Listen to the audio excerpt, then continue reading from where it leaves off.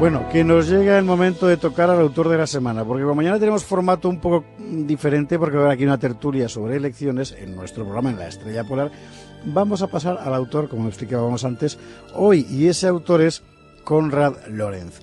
Vamos a ver, se decía de él que había aprendido a hablar con los animales. ¿Usted se acuerda? A lo mejor se acuerda usted de su figura, porque salió, por ejemplo, en Érase una vez el hombre, alto, espigado, con cabellera y barba blancas, caminando por el campo seguido por una cohorte de patitos que le habían adoptado como madre. Este eminente biólogo, Premio Nobel de Medicina en 1973, ha sido uno de los grandes científicos del siglo XX. Pero si Konrad Lorenz nos interesa aquí en este espacio, no es solamente por sus investigaciones científicas, sino porque en la estela de su trabajo como biólogo desarrolló una filosofía moral de enorme interés, una antropología que hoy sigue vigente, y vamos a ver por qué. Konrad Zacharias Lorenz nació en Viena, Austria, en 1903. Su pasión era la biología. Estudió medicina en Nueva York, en Columbia, y zoología en Viena. Desde muy pronto tuvo la intuición de lo que iba a ser su gran aportación a la ciencia. ¿Hasta qué punto podían compararse los procesos biológicos humanos con los de los demás animales?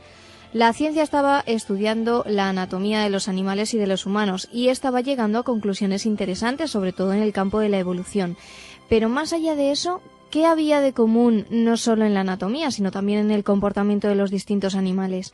¿Por qué pautas se rige? ¿Y en qué se parece al comportamiento humano? Eran preguntas cuyas respuestas estaban no solo en la biología, sino también en la psicología.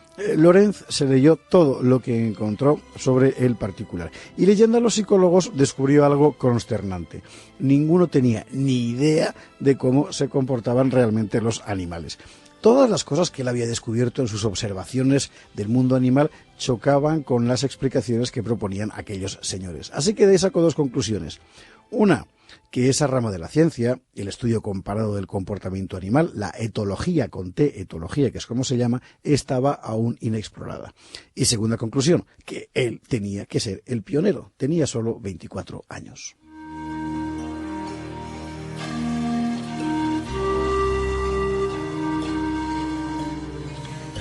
Profesor en la Universidad Alemana de Königsberg, hoy Kaliningrado, en el Báltico ruso, Lorenz tuvo la fortuna de poder enseñar psicología desde el punto de vista biológico.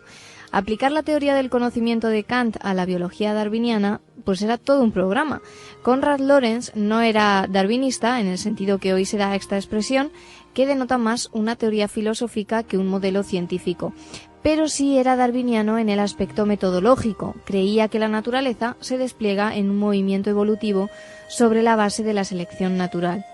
Lorenz no gustaba de utilizar el concepto de evolución, demasiado cargado con implicaciones ideológicas, y prefería utilizar el término técnico filogénesis, que designa los procesos evolutivos sin connotaciones de progreso.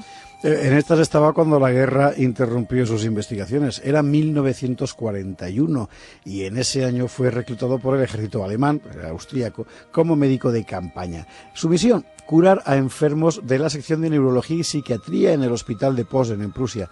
Bueno, él no había sido médico, quiero decir, era médico, pero nunca había practicado la medicina antes. Aún así, esta experiencia le sirvió para acumular enormes conocimientos sobre las neurosis y las psicosis, que es lo que había allí, con la gente que volvía del frente. Y al año siguiente le ocurrió algo terrible. Fue enviado como médico al frente y en una algarada de estas le hicieron prisionero los rusos. Los rusos lo cogieron, le pusieron a trabajar en hospitales de campaña y resulta que también en enfermedades nerviosas. Bueno, allí Konrad Lorenz pudo enseñar a los rusos, por ejemplo, que era el polineuritismo, que era una dolencia que la medicina soviética ignoraba. Bueno, allí en el campo, prisionero, escribe su primer libro. Le esperaban todavía varios años de cautiverio, es tremendo, pero hasta 1948 no pudo volver a Austria.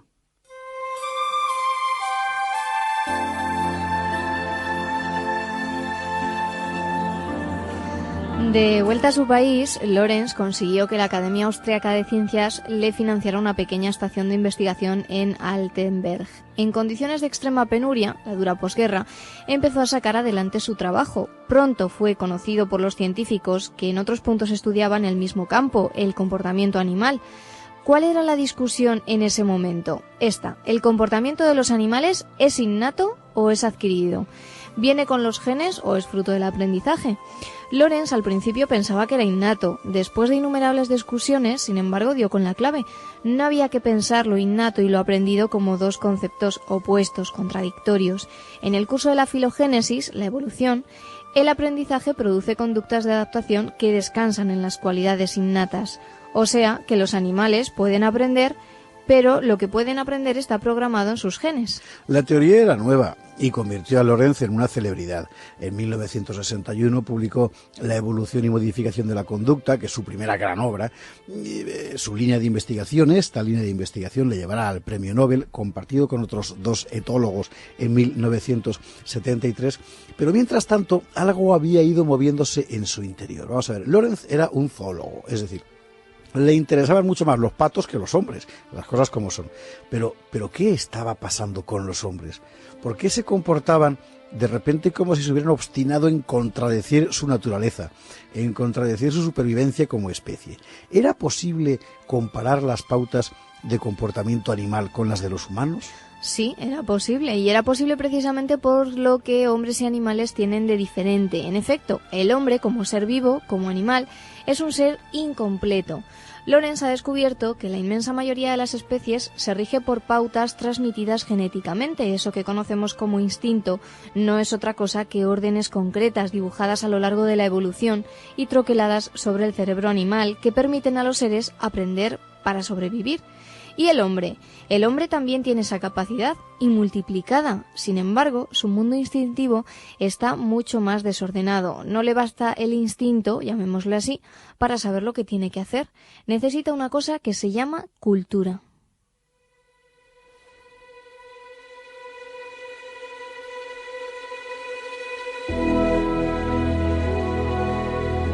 Aquí Lorenz se atiene a la antropología cultural en el sentido que le dio Arnold Gehlen. ¿De qué se trata? Vamos a ver.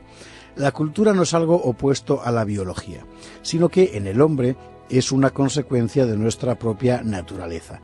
La naturaleza humana está concebida de tal modo que su desarrollo forzosamente ha de conducir a la civilización. Por decirlo así, la civilización para nosotros es un órgano biológico, una herramienta imprescindible para nuestra supervivencia. La naturaleza del hombre es precisamente la cultura. Ahora bien, ¿qué ocurre si el hombre se propone invertir la corriente de la civilización? ¿Qué ocurre si el hombre, en nombre de ideologías utópicas y redentoras, pretende volver la naturaleza cabeza abajo, alterar la condición humana y crear una cultura completamente desligada de la naturaleza de los hombres? En ese caso, estaríamos firmando nuestra sentencia de muerte como especie. Estaríamos entrando en un periodo de decadencia de lo humano. Y ese era el peligro que Lorenz veía en el momento actual de nuestra civilización. No era la intuición oscura de un visionario, ¿eh? Es decir, la percepción de Lorenz tomaba asiento en aspectos muy reales de nuestra vida colectiva. Aspectos que, por cierto, desde entonces, ya para 30 y tantos años, no han hecho más que intensificarse. Vamos a ver un ejemplo.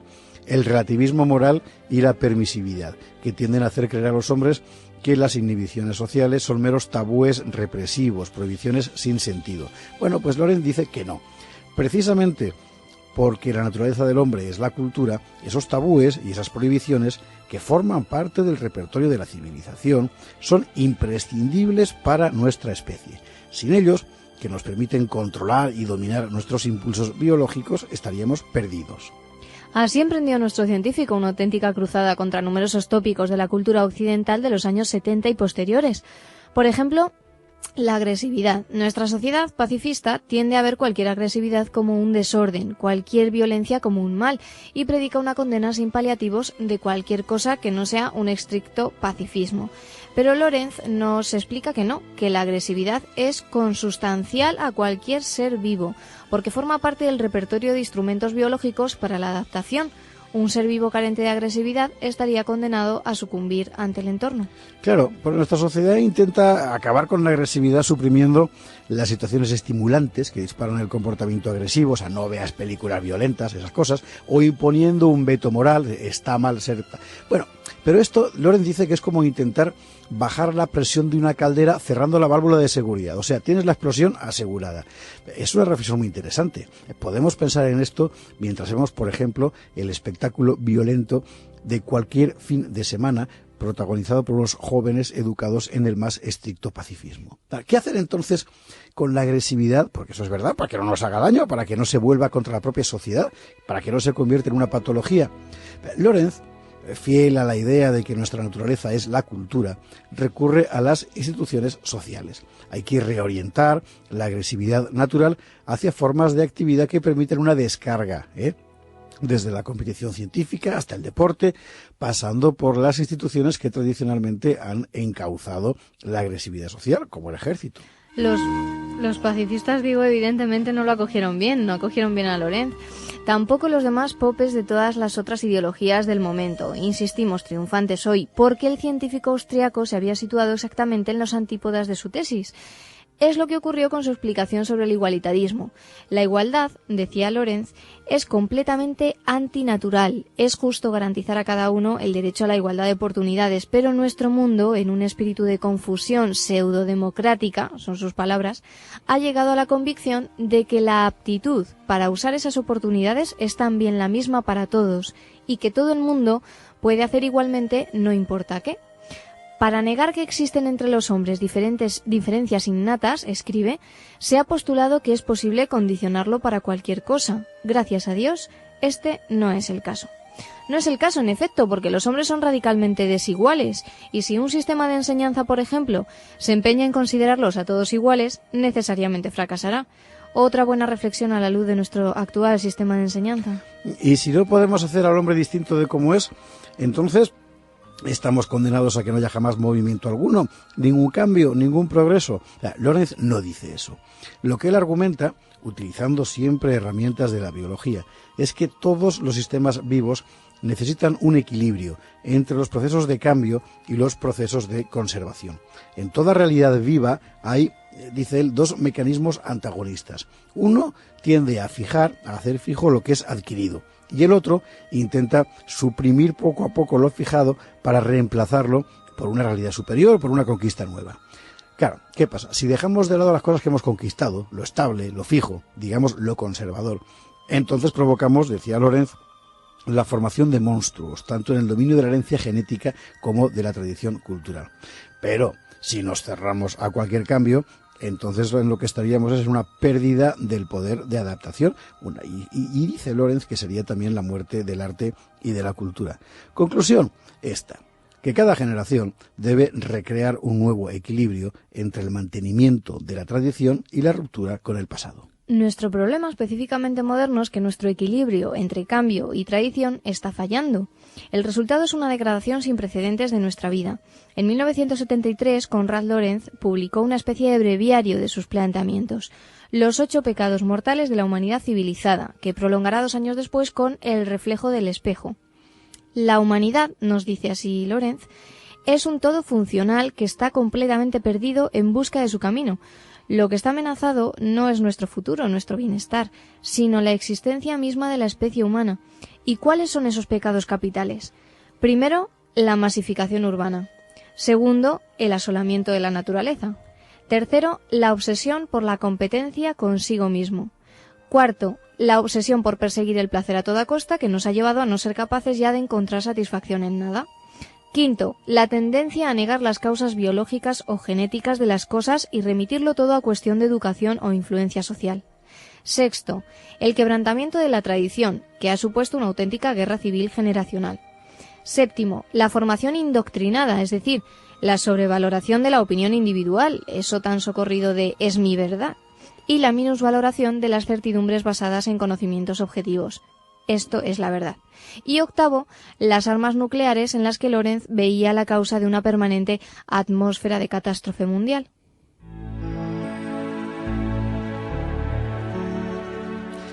Los 8 pecados mortales de la humanidad civilizada no es el mejor libro de Lorenz, ni el más completo, pero sí tiene un altísimo valor divulgativo. Sobre todo resulta muy útil para ver cómo piensa Lorenz. A partir de las cosas que ha aprendido como biólogo, va observando el mundo humano y saca sus conclusiones.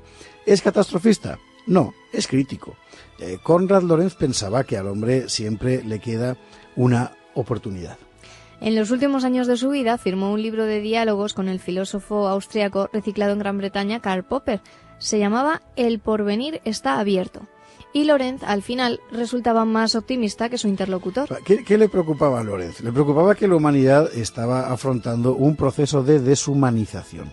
En su libro Decadencia del humano lo decía con toda claridad. En otro sitio había escrito, decía así: al destruir las instituciones y los dones antiguos, nos estamos condenando a una verdadera regresión. Si esta evolución continúa de modo incontrolado, si no aparece ningún mecanismo, ninguna institución de conservación, el fenómeno bien podría significar el fin de la civilización y, yo al menos lo pienso muy seriamente, la regresión del hombre a un estado pre-cromañoide, nada menos. Konrad Lorenz murió en Altenberg, el lugar donde estuvo su primera granja, en 1989. Poco antes había escrito: nosotros somos el eslabón perdido, tanto tiempo buscado, entre el animal y el hombre auténticamente humano. También se había declarado creyente, decía que era creyente porque creía en el origen divino del mayor milagro de todos, el primero que ocurrió, que fue la creación.